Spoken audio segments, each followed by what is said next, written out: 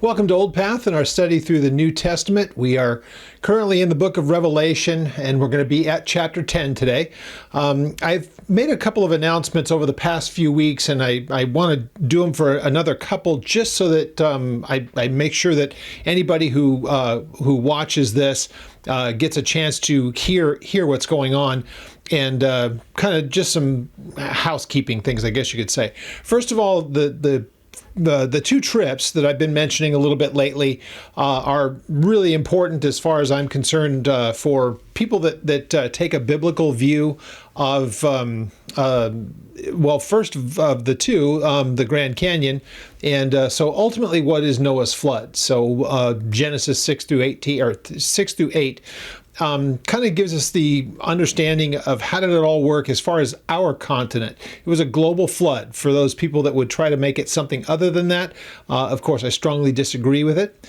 I believe that what is described for us in Genesis 6, 7, and 8 is something that there wasn't dry land anywhere on the entire planet. It was a universal flood. It's the only thing that fits the actual text, and it fits what we find all around the world as far as fossils and things like that. Anyway, as far as our country in particular is concerned, the Grand Canyon is kind of just a monument to this, but it's a very small portion of what is a much, much larger you could just call it a bit of geology in that part of the world, because really what you can find, the evidence of the water that was from the flood and how it cut its way through the continent as the water was receding all over the planet, really takes a good portion of not only northern Arizona, but southern Utah, known as the Grand Staircase. And so really important that we have a good grasp and operational knowledge of it.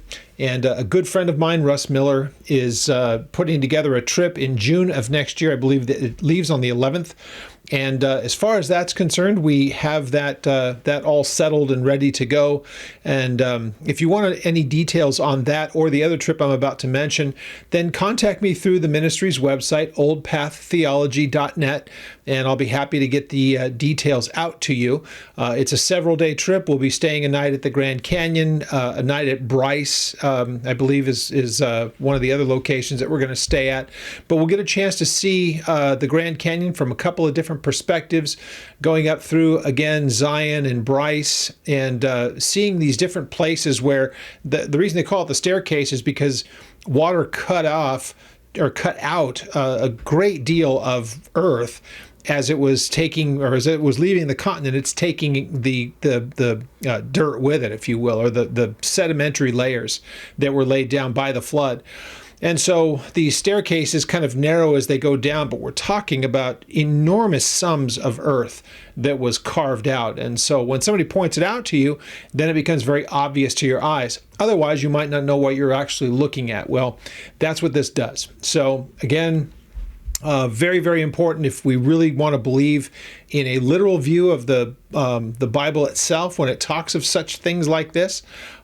This would be a great place for you to go and see that as far as the flood was concerned. The bigger of the two trips, because of the length of it and all of the breadth of the things that we will see, we're hoping and we are hopeful because of things that have changed. The elections here in the country made a great deal of difference potentially to things that are happening in the Middle East. And there is favorable news that's coming out of there, out of the Middle East, that could very well pave the way for us to be able to go for a springtime trip. So that is our hope, and we're looking to go there in March if that's possible, depending on the safety of the area. And I'm sorry if this is just redundant. If people have already heard these announcements, go ahead and fast forward to them, or from them. You can catch up with us here in just a moment. We're going to get into the study. And the last thing is also because there's a change in the name of the church that I come from out in California. When I first started going to it, it was Calvary Chapel of Cypress, and we changed the name. I want to say it was around 2017, somewhere thereabouts. 2017 is, I think about the date when we did it, around September. and we changed it to Calvary Old Path. Still part of the Calvary Chapel network of churches, part of the Calvary Chapel Association.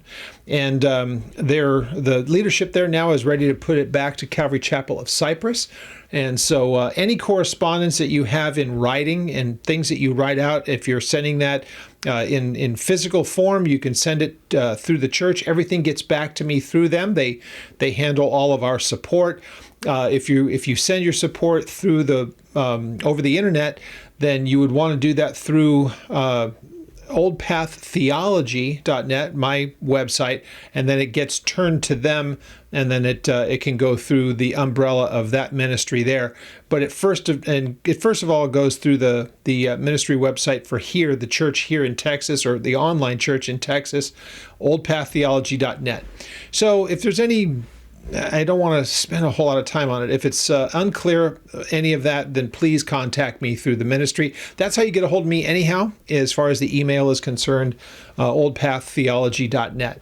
So with that being said, if you follow along with us in the Old Testament as well, we do 2 studies a week here. We're in the book of Proverbs, and we're in the second, or we got to the second proverb last week.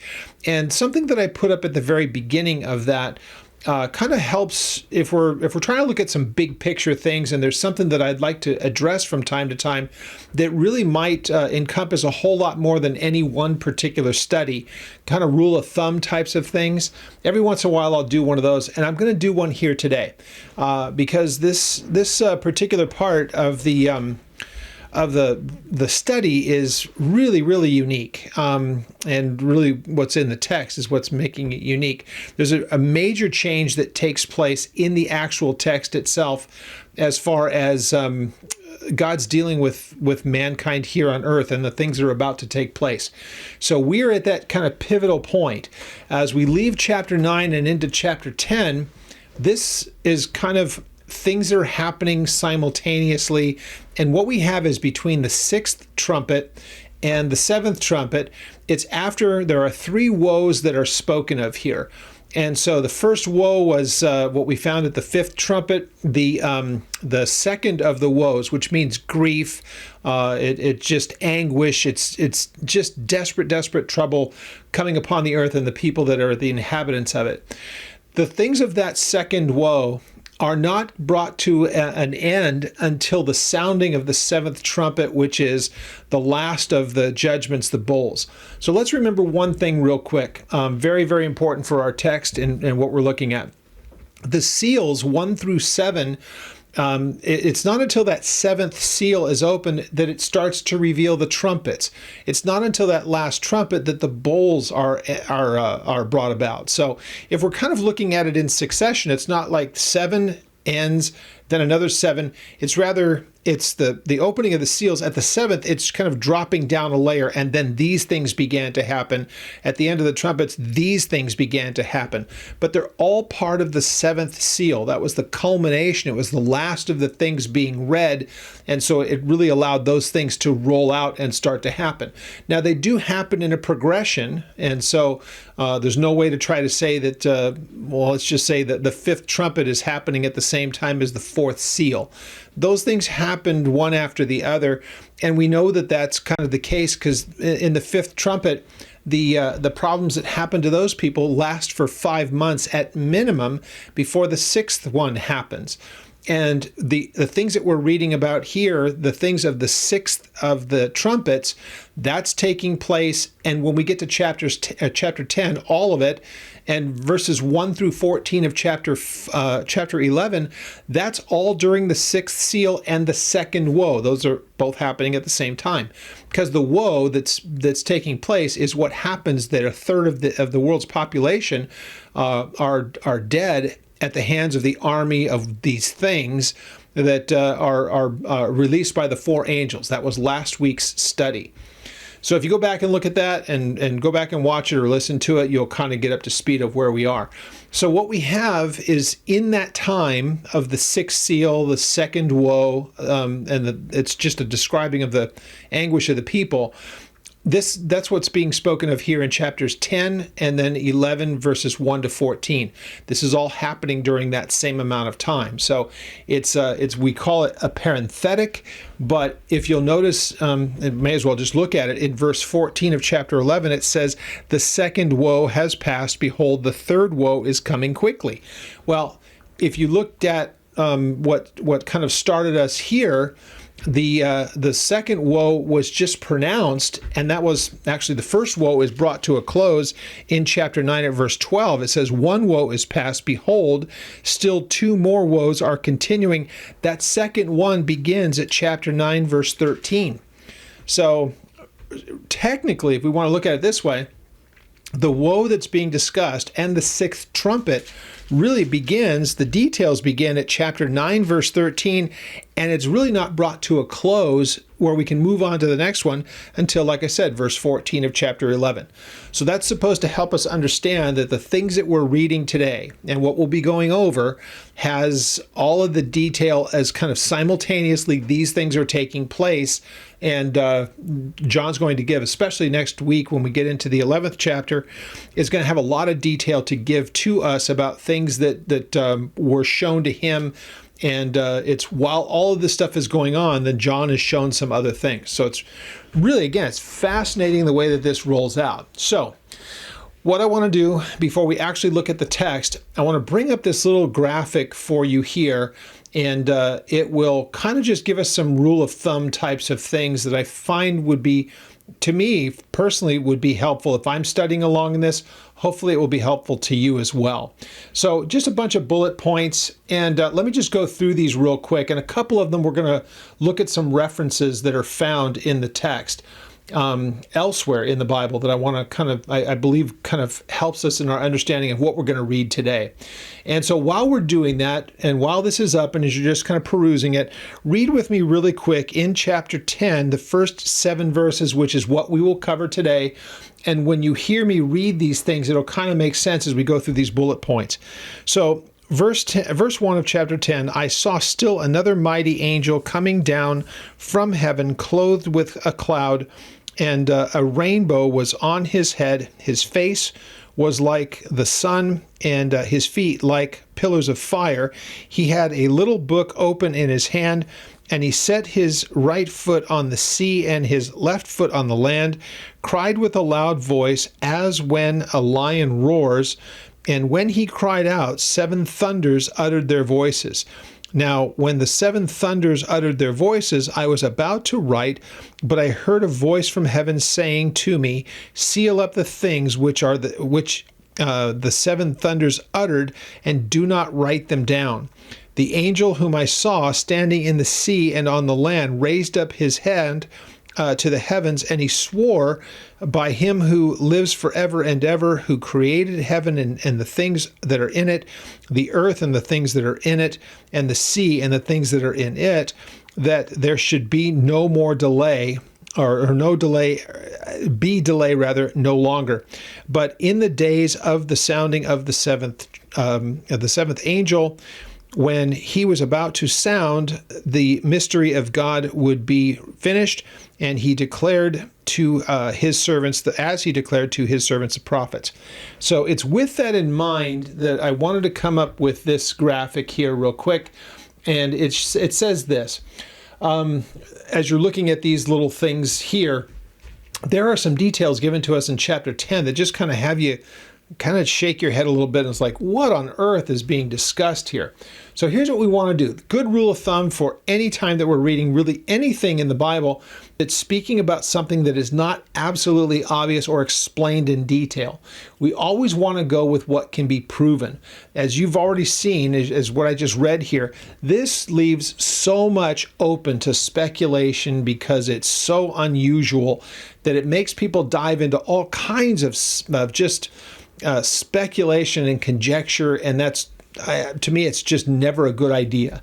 And so it's fun to entertain some of it, But the problem is that people tend to take some of these things and go to such extremes that there's just, again, there's no way to prove any of these things, and it becomes sometimes just absolute folly. So if we were supposed to know the details of this, if God really wanted us to know all of it, the identity of the angels, what are the seven thunders, what were they uttering, what, all these what ifs, if we were supposed to know those things, we would be given the details. So what we have in front of us is either all kinds of symbols that have some meaning to them, but we don't know any of it because we're not told any of it. Or maybe it's just that John is describing, as he has done so often, things that he's trying to help us to understand what he's seeing with his eye, though there's nothing that has any precedence in the history of man that you could look at and say, oh, this is what he's talking about. So just want to be very, very careful with that.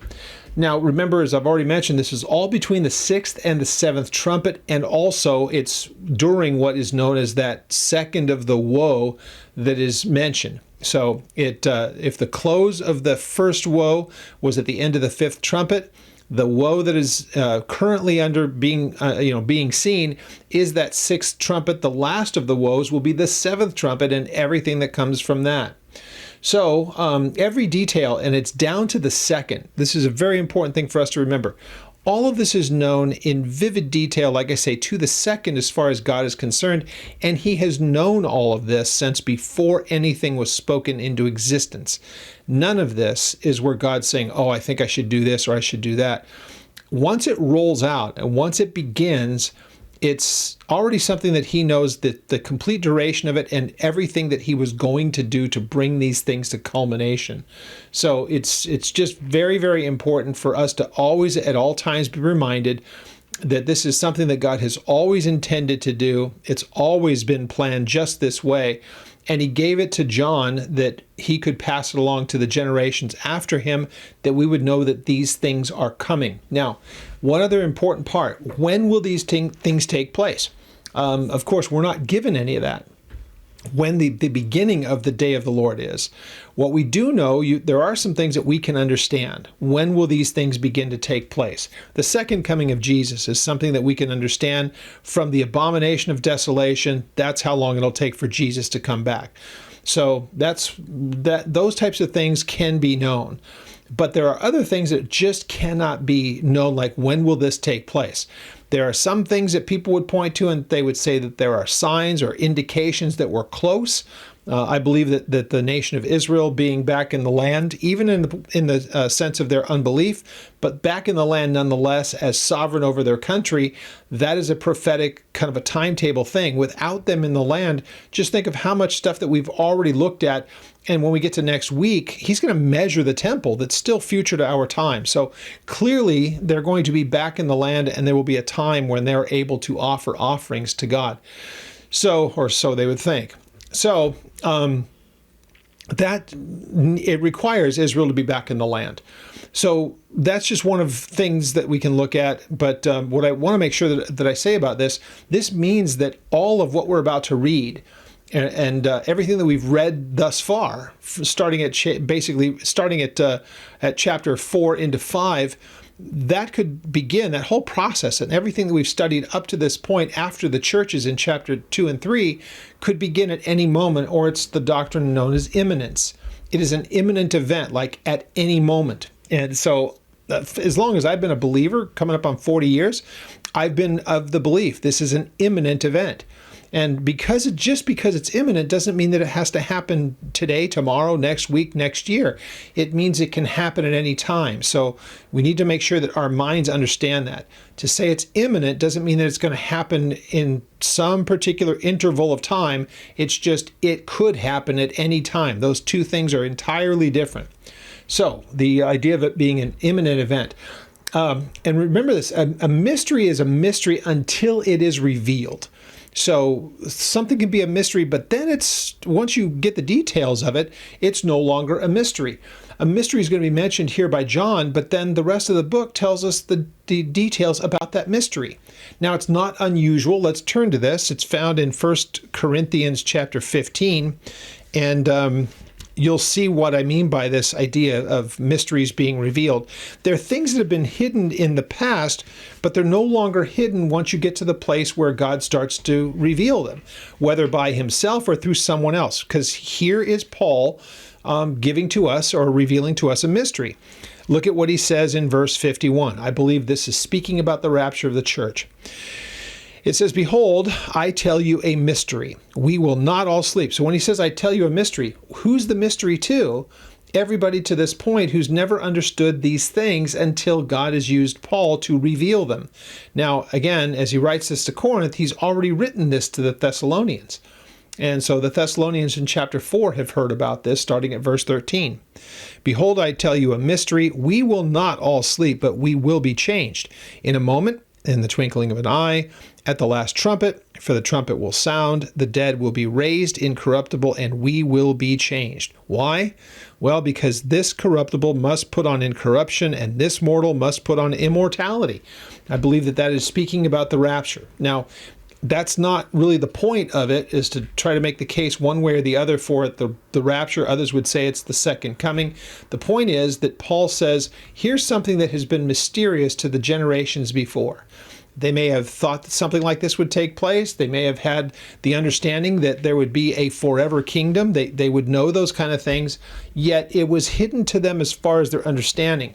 So when Paul says, "Behold, I show you a mystery," and then he starts to give you the details, it's no longer a mystery. That's why he says, "I'm going to tell you what it is." So he gives us the details. John is going to be put in that same place. There's a mystery that has been concealed up until this time, and now John's beginning to roll out the details of what would be that mysterious thing. So let's remember that at this point, what we're reading here, and this whole part of Revelation, God's hand of judgment is coming upon the entirety of the earth, the unrepentant. There are people who will be saved during that time. That's covered as far as the scriptures are concerned. We also know that there will be many who will turn to Jesus of the Jewish people.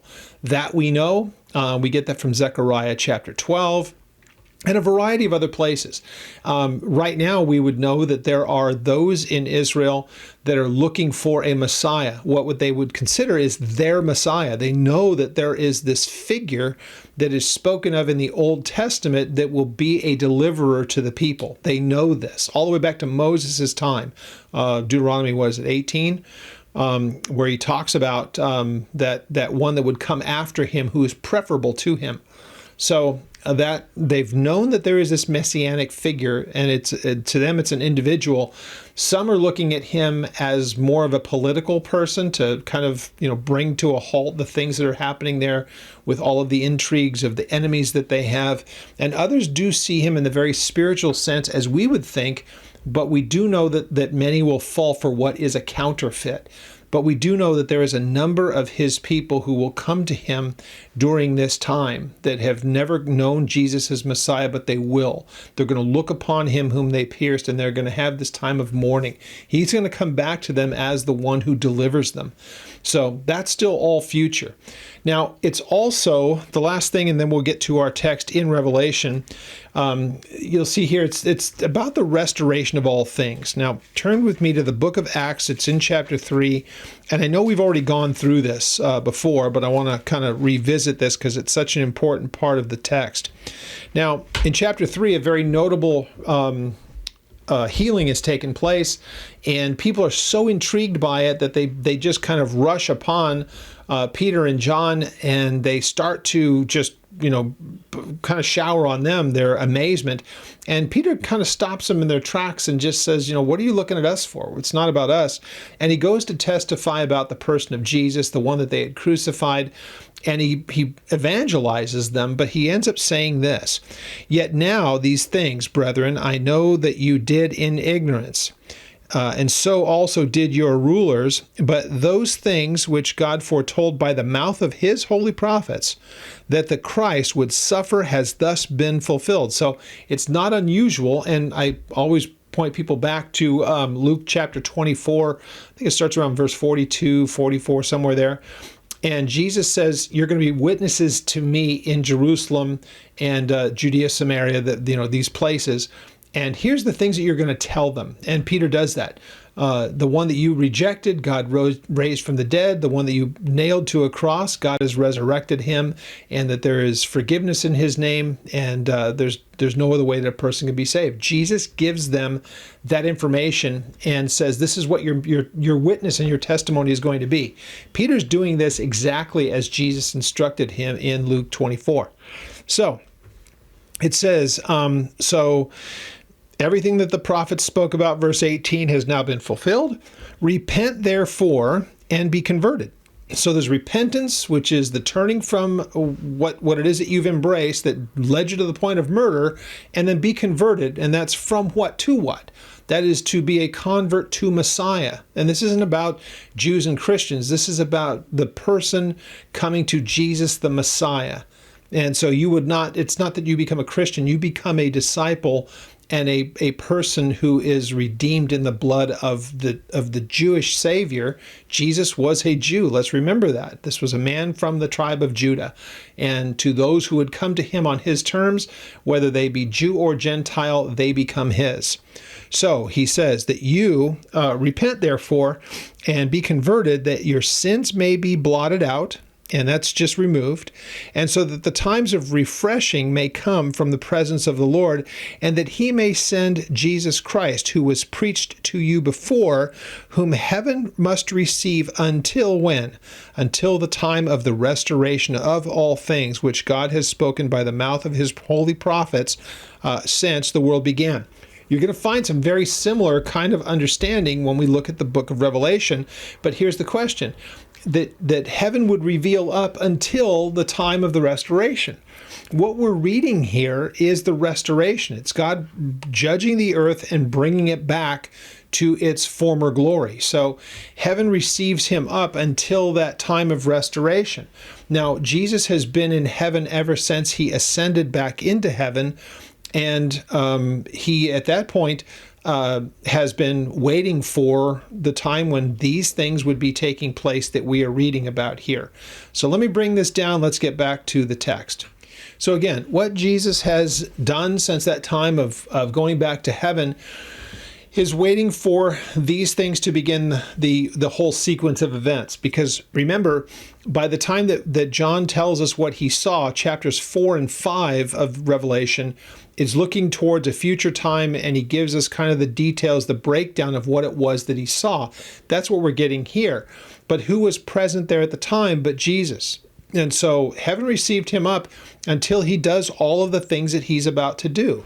Now, for us here in our point in time, we are at the point of waiting for his gathering to himself of the church, and then these 7 years roll out and they begin to take place.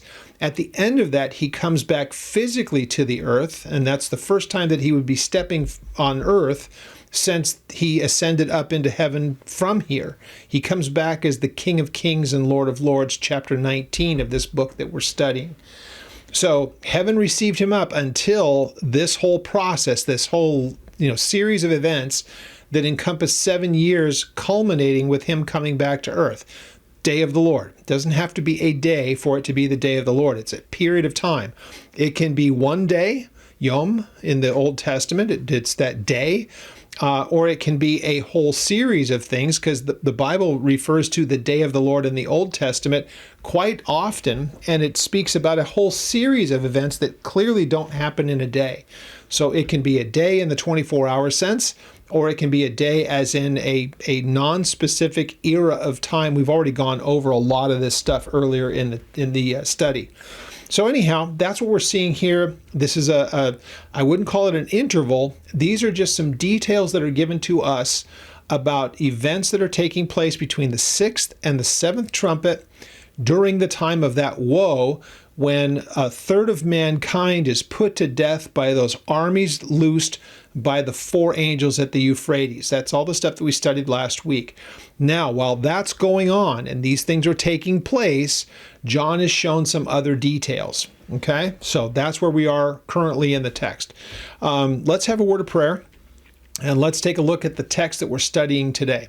Father, we thank you again for our time that we can spend together seeking you out and desiring to know you better. And so we pray that as we study through these things, once again, realizing that they are not for us, but they might very well be used, that we could not only have a better understanding of how you do what you do and why, but that we might use it any way that you can through us to minister to people, that they would want to avoid such things, that you have gone to extraordinary lengths that man would not have to endure these things because of your great love. May we use this however is possible to reach those who are lost, and we give you thanks in Jesus' name.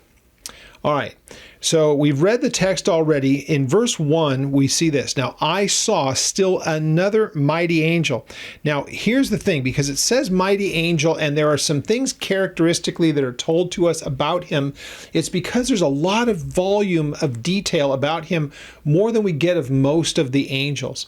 And it's why a lot of people have speculated that this must be Jesus, because there's information given about him that makes this angel look so different than the other ones, and perhaps some of the symbols and whatnot. But I still believe Jesus is the one who is overseeing these things up in the temple, in the throne room of God in heaven. This doesn't have to be him to execute these things, and there's some reasons why. I just genuinely don't think it's necessary that it has to be him. There's nothing about him that is purely requiring it to be God to do these things. And again, this is as Jesus is opening these seals, he's the one who's overseeing all of these things happening. And much has been done at the hands of an angel.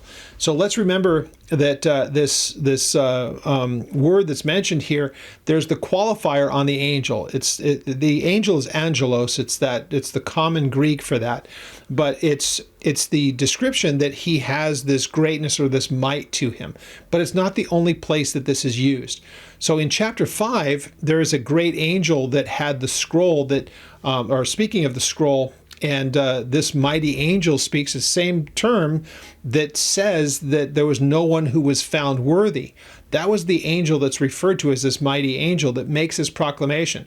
No one was found in all of creation who was worthy to loose the scroll. And then it says, and then Jesus was seen as able to do it. So Jesus is not the great angel of chapter 5, nor is he the one that's mentioned also in chapter 18. Because there's one who throws down this great stone from heaven, and again referred to as a great angel or a mighty angel. So this term is used elsewhere, in even in the book of Revelation. So it doesn't have to be Jesus. But again, doesn't stop people from speculating on it. But I'm not of the opinion that it is. So this mighty angel coming down from heaven, and then here's what he's adorned with. When John sees him, here's what he sees him in. Not just a white robe, but it says, clothed with a cloud, and a rainbow was on his head. His face was like the sun, and his feet were like pillars of fire. So he gives this description, and there are times that we get descriptions of Jesus with a sword coming out of his mouth, and we know that it's him because it's identified as him. What we have here in the characteristic of this particular angel, though peculiar, doesn't have to be deity. So the things that we know about him, first of all, he's clothed, and it's that same thing that when it talks about that they were clothed with white robes, that multitude that we see in chapter 7, same word, same thing, is that they're adorned with it. It's something that's put upon them. It's as though it's their clothing. And a cloud is what's mentioned. And it's the same cloud that Jesus will come back in a cloud again. It's why some people think that that's him, that Jesus comes in the clouds and he went up in the clouds. But that doesn't, again, it doesn't have to be him for that.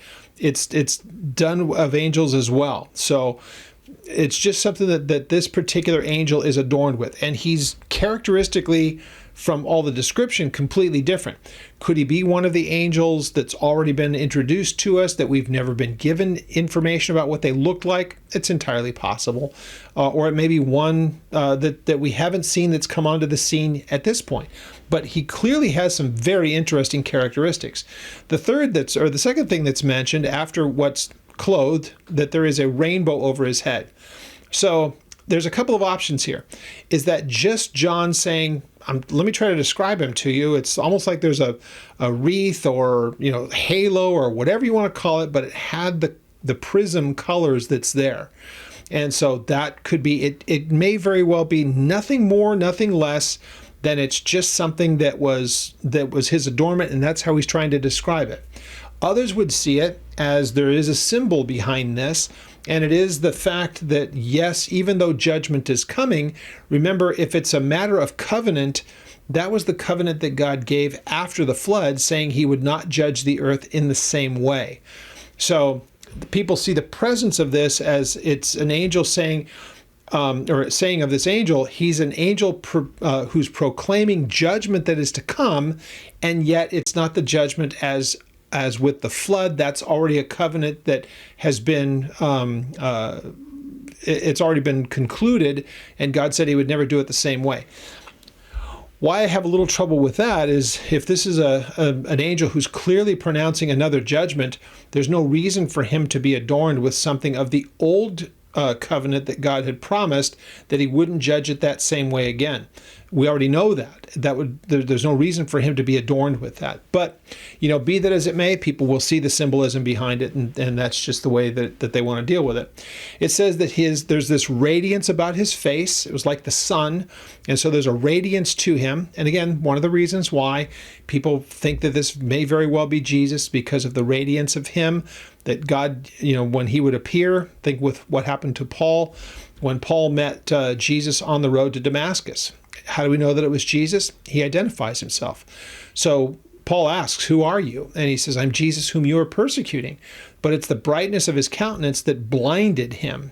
So again, is this speaking about that same kind of glory that would be emanating from Jesus? Or is it just the idea that he had this radiance to him? Is it the same kind, or is it just similar to, but lesser than what we would see in the person of Jesus? Again, we don't have the detail here, so for anybody to say, oh, it has to absolutely be Jesus, or no, there's no way that it could be Jesus, again, people that get that invested in trying to stand dogmatically on something that they just cannot prove from the text only leads to more folly. So I just believe that while these things are rolling out, I believe very, very simply that Jesus is in the throne room with the Lord while these things are taking place, because he's the one who governs all of these things taking place. There's no reason for him to pull dual duty here, and there's no reason why an angel couldn't be doing this. Angels are doing all kinds of other things during all of these judgments. So the second, if you'll notice that let me read this real quick. Notice that it says a rainbow was on his head, so that rainbow is clearly something that it has the appearance as if it is a rainbow, but it doesn't give that, well, it was similar to. We get that in the next couple of this. His face was like the sun, and his feet like pillars of fire. So pillars of fire, that's where they start seeing, again, all the symbols that you could apply to this. The text doesn't say it. It's where you start to look elsewhere in the Bible to say, well, where else do we see pillars of fire? And so the pillars of fire, oh, that was the pillar of fire that led them by the way in the wilderness. So maybe that's what's being spoken of here. Could it be Jesus? Or, all this stuff, is it having to do with Israel because now there's the pillar of fire again in this angel? You see the problem that you run into with all of the speculation, all the could it be this or could it be that? When you start to do stuff like that and you have so many options in front of you, then it could be all or none. Or some, or, again, the problem is that you run into so much in the way of speculation that God just frankly doesn't give us. So it's amazing. It's watching people get into this stuff is like watching a dog chase its tail. They're so focused on this other stuff that they can't prove at the end of the day that the rest of life is just passing them by, unfortunately, oftentimes. And we're missing the big picture things that we can absolutely know in the pursuit of stuff that's speculation. And it's a dangerous thing. It's where cults come from, ultimately. Again, the thing that we're going to see here with this book that's in his hand, this is what Mary Baker Eddy said that was the book was about Christian Science. Because you can read the text and you can read everything into it to try to make a case for something that doesn't even begin to describe any reality of what the person thinks it does. So hugely important not to jump to all kinds of crazy conclusions. Now it says this in verse 2. So this angel had this little book open in his hand, and he set his right foot on the sea and his left foot on the land. Now this little book, this is, if you look at the scroll that Jesus was given, it was Biblion. And so the Biblion is just a book itself. The Greek word here is just, it's the same thing. It comes from Biblion, but the description is it's a smaller book. Now, it doesn't mean that it has to be smaller in actual size. It gives more the impression that it's smaller in the limitation of what's found in it. Because again, if it's a book that is supposed to be speaking about things future, the larger book covers all the things that have already been and what will be. This is a book within the book, or so it would appear from everything that we've been given here. He's going to be asked to do a very interesting thing. We'll look at it next week. But this book has some details. And the details about it are, again, fascinating. I don't want to get too far ahead of ourselves because we're going to deal with it next week. But he had this little book that was open in his hand. Now, this idea that it's not like he sees this book and then all of a sudden the angel opens it up, which again, the idea that it's already opened up in his hand would tell us that it's not the scroll because it's given a different description altogether, and an angel wouldn't have the ability to open it. But as John looks at him, this book is already open. It's already there. It's already in his hand. Now it says that in his hand, and he set his right foot on the sea and his left foot on the land. Once again, here's that place. Speculation and all of the imagery and all of the potential symbols that are here. At minimum, we know this. If he's got one foot on each, dry land and on the water, that's his way of, if nothing else, all of creation is covered by that. Because everywhere on the globe is either underwater or it's above water. Purely that's it. The idea that he's able to straddle between the two, this angel who's proclaiming these judgments that are about to come, then it shows that he's dealing with this in the universal, the entirety of the earth kind of a way. Now, because of what is right hand and left hand and you know, the right versus the left, and the right being, you know, the place of prominence and acceptance, and the left being, you know, think about when sheeps and goats and all that stuff are you know, dealt with, what's on the left, what's on the right. There are some that would say that because his foot is on the land, his left foot is on the land, it's that he's focusing his judgment on the Jews, where the Gentiles are focused on being in the water or as the sea. And the problem that I have with that is, as we've already looked at, the judgments that are taking place are absolutely global and absolutely universal. The only thing that would be actually a preferential thing is that he's doing this to redeem back his people, Israel. They're going to turn to him in this. So the idea that if I'm following the symbols, I would expect one foot to be in a different location. I would expect the right foot to be on the land and the left foot on the sea if I'm following their imagery. It's why, again, trying to read into the symbols, I just don't think it's a wise choice. We should just stick with what the text tells us. The text would tell us, if nothing else in the symbols, why is he standing in both? It's because it's a universal judgment. That part, I don't think we're really going out on a limb here. So it says in verse 3, and he cried with this loud voice as when a lion roars. And so that's just John's way. There are a number of ways that he describes things. A voice like a trumpet, voice like thunders, like a lion that's roaring. It's his way of just saying that it's not even as much the volume, but it's just the magnitude of it, or the presence of it.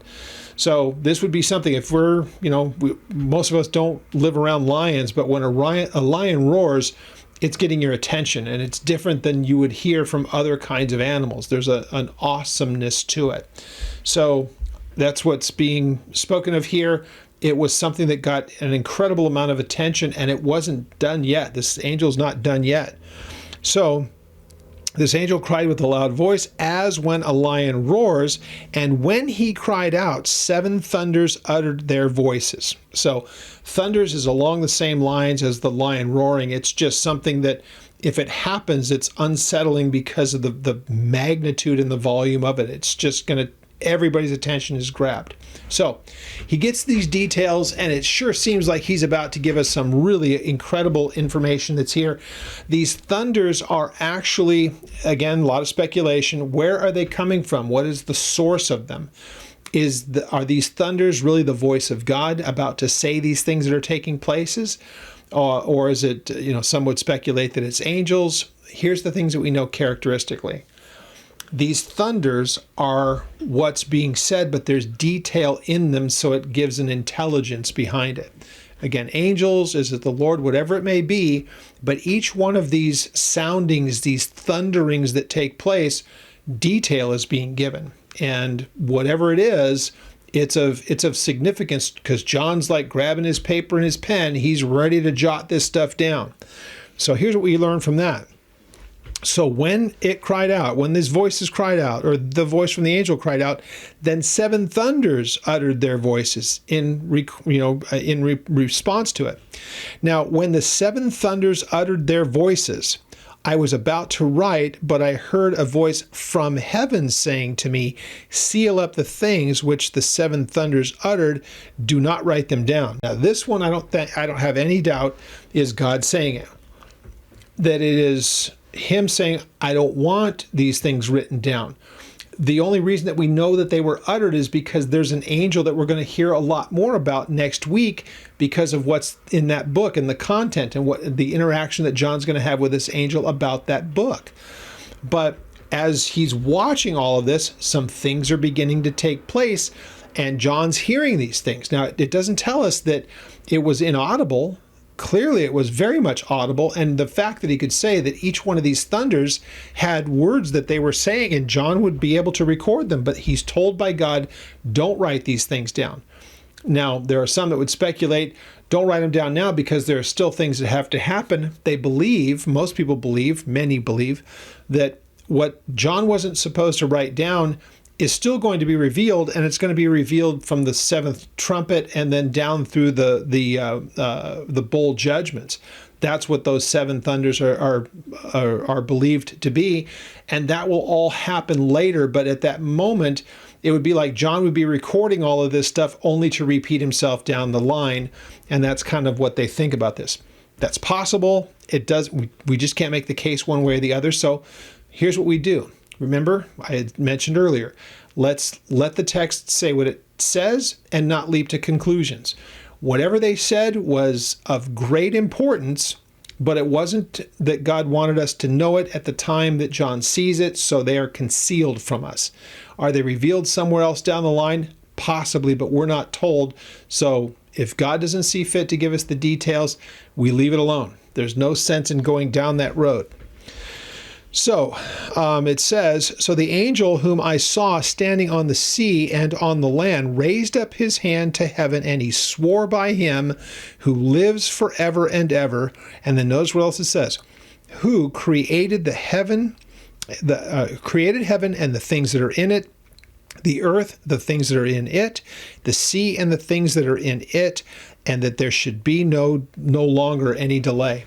Now, here's the important part of that, and why I think it's just very, very interesting what this angel does. This is his way of saying, this is the oath that he's taken, or swearing that these things are about to take place under the authority of the one who created everything that we see. So this is a hugely important thing that we recognize. We need to know this now. That as we live in this world right now, that it is more than evident that the devil has a lot of room to maneuver and do the things that he does. And what we're reading now in this text, and it's about to really take a very different turn. I'm going to read for you in just a moment. Things are about to change from what we're reading here. Let's just put it into the future whenever these things actually take place. When the things that we're reading about actually take place future to our times, everything is about to change. Now, even though we say that the devil has a lot of freedom to do the stuff that he's doing around the world and deceiving the nations as he does, he's still, nonetheless, he's limited in the things that he can do. God has given him a long leash, I guess you could say, by some people's recognition, but he's still not the sovereign over anything. So it's going to take place that the one who created all things is going to take them back. So Jesus, by redeeming mankind, is also going to redeem back and take back the restoration of all things. We read about it in Acts chapter 3.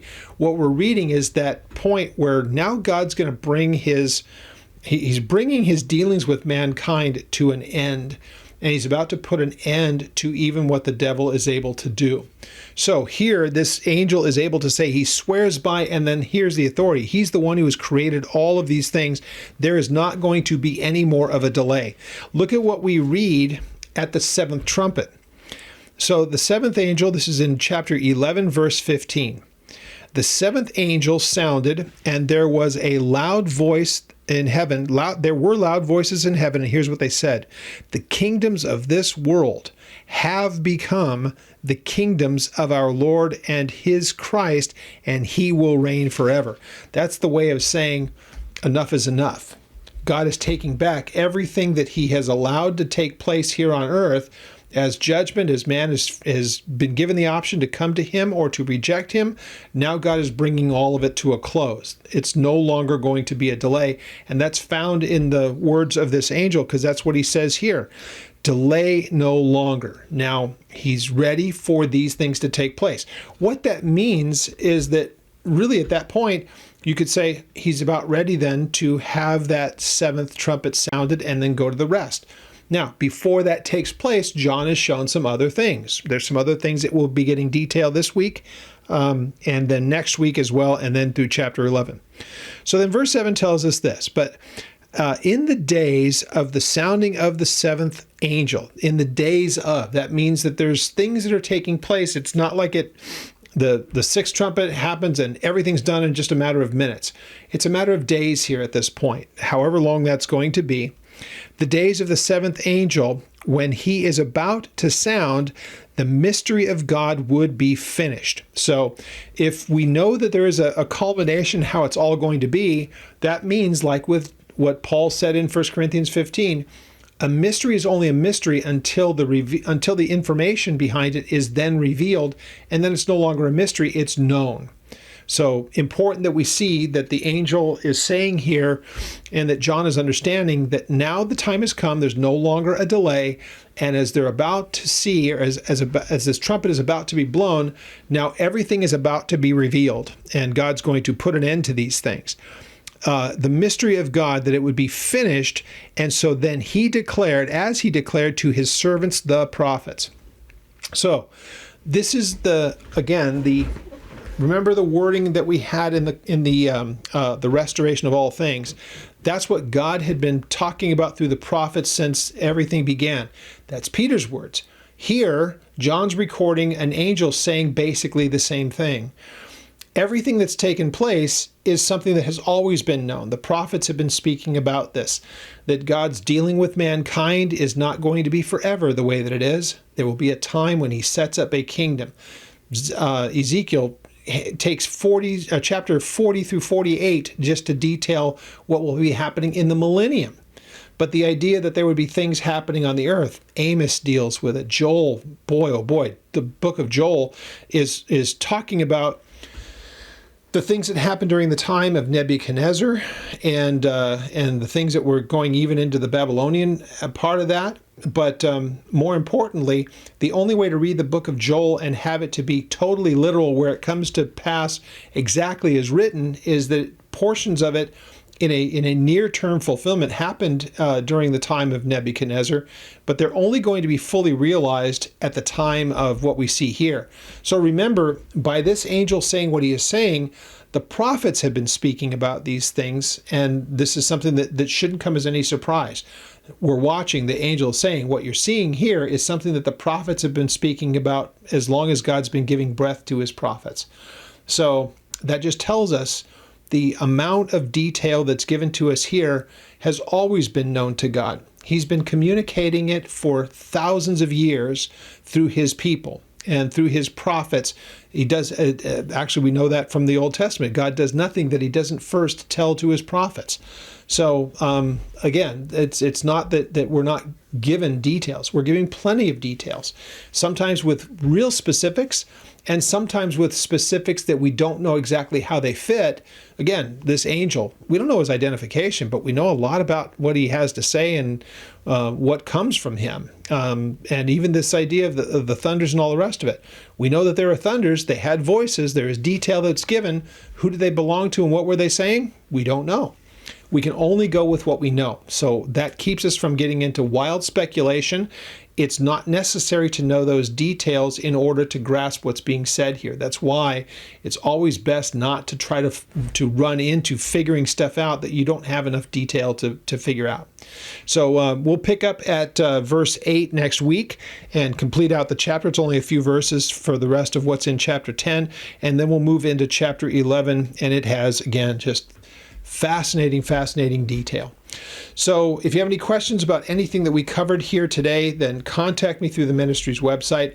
Love to be able to go over any of the details that we have here. If there's anything that you'd like, including that thing that I put up at the beginning, just kind of the bullet points, let me know if you weren't able to screen capture it from your computer, and I can send it to you in a PDF or a JPEG kind of a format.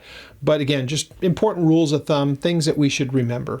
So we'll pick up at chapter 10, verse 8 next week, working into a portion of chapter 11. We won't complete chapter 11 by a long shot. There's just too much detail. And we'll do that again next week. So pray that this is helpful to you. Again, if you have any questions on it, let me know, and I'll help to clear up at least my point of view on it, whether you agree with it or not, that at least you'll know where I'm coming from on it. So we pick up next week at verse 8.